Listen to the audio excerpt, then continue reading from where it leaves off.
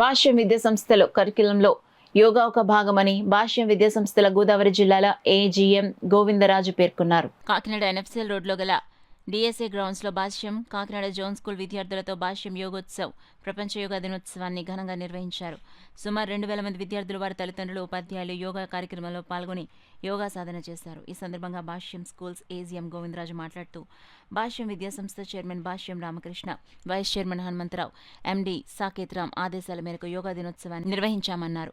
విద్యార్థుల దేహదారుఢ్యానికి, మానసిక ప్రశాంతతకు, క్రమశిక్షణకు యోగా సాధన ఎంతగానో ఉపయోగపడుతుందన్నారు. ఈ కార్యక్రమానికి సహకరించిన ప్రతి ఒక్కరికి కృతజ్ఞతలు తెలియజేశారు.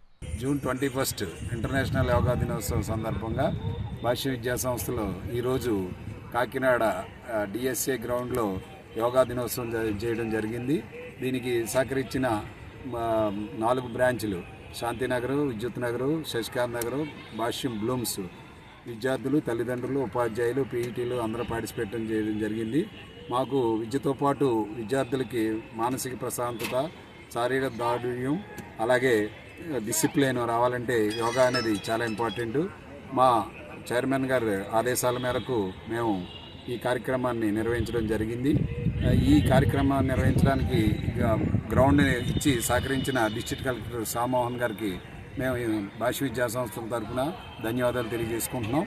ప్రతి సంవత్సరం కూడా ఇలా జూన్ 21 మేము యోగా దినోత్సవాన్ని దిగ్విజయంగా జరపడానికి మా చైర్మన్ గారు భాష్యం రామకృష్ణ గారు ఆదేశాలు ఇవ్వడం జరిగింది. అలాగే మా వైస్ చైర్మన్ హనుమంతరావు గారికి, ఎండీ సాకేత్ రామ్ కూడా ఈ నేషనల్ యోగా డే సందర్భంగా మేము ధన్యవాదాలు తెలియజేయడం జరిగింది. దీనికి సహకరించిన తల్లిదండ్రులందరికీ కూడా కృతజ్ఞతలు తెలియజేస్తాం.